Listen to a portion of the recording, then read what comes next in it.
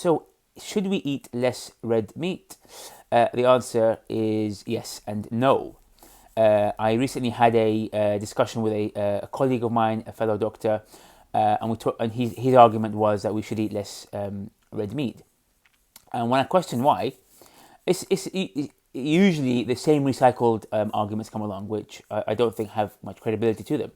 And this is a fellow doctor, fellow scientist. Arguments like that, red meat is associated with increased risk of colorectal cancer and heart disease. We should probably eat less of it. We can get protein from other sources.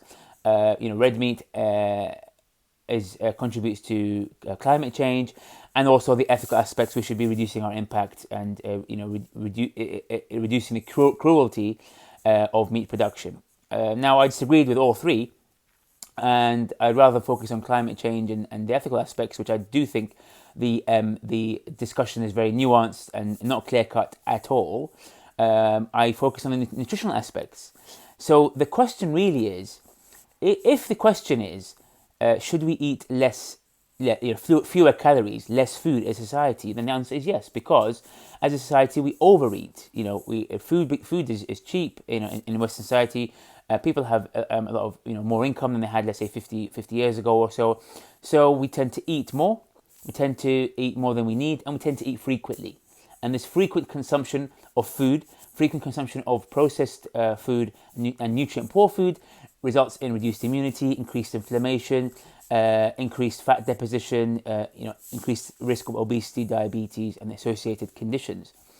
So yes, as a society, we should eat less. But within that, if we reach the point where we can reduce how much we eat and we can optimize our calorie intake, then within that, red meat shouldn't be decreased. If anything, it should be increased. You should eat a greater proportion than recommended of red meat in your diet, and other sources of animal protein such as fish or eggs or chicken, and then base your diet around that and non-starchy vegetables, perhaps healthy fats, and also maybe a small helping of legumes and starchy foods, and completely avoid the processed foods. Definitely avoid any processed fake meats.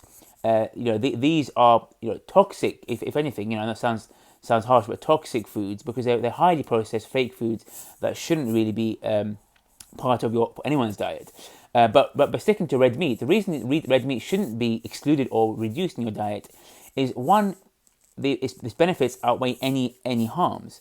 In terms of benefits, it has it's a good source of your macronutrients. So a good source of best quality protein present that your body can digest and absorb. It's got all the amino acids that you need.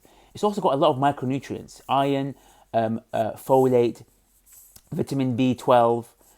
These are often lacking, particularly in women, but are also in men over 40. These things are lacking, and red meat is a good source of that. If you want a really good source, beef liver is a great source, but even beef itself is a great source of these micronutrients. It's very filling. And also it doesn't stimulate insulin. Doesn't stimulate inflammation in your body like processed carbohydrates and processed foods. And in terms of its harms, the harms are not proven by any means. The evidence linking red meat to bowel cancer and heart disease doesn't take into account very significant confounding factors.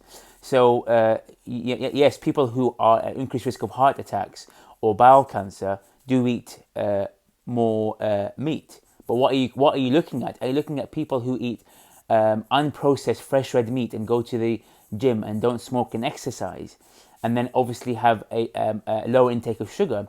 Or are you looking at people who eat a lot of burgers and the bread and ketchup and fries and Coke, and then smoke more, exercise less, drink more alcohol, eat more sugar, all these things? You're looking at two different populations. And if you compare the two, guaranteed that the ones that eat the burgers and hot dogs and the fries and the Coke are going to have higher levels of bowel cancer and high levels of heart disease.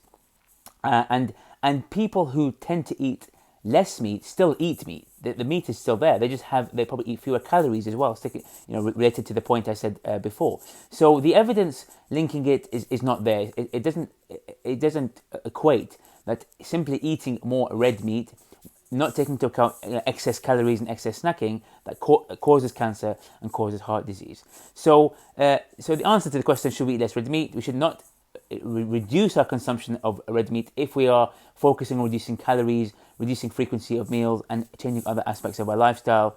And we shouldn't we should never aim for this point where we reduce meat production, internationally, because we have a growing population that we have to feed.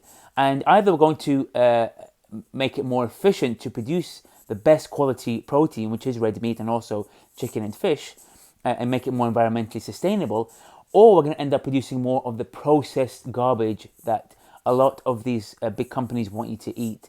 Processed fake meat that's full of highly inflammatory processed oil, stuff that's made in a lab and not made outside on the farm. More processed carbohydrates that make up most of the supermarket aisles. That's what we're going to end up eating more of, and again, to the detriment of our society and to the detriment of our health. So something to leave you to think about. Have an open mind when you see an article about red meat. See you soon.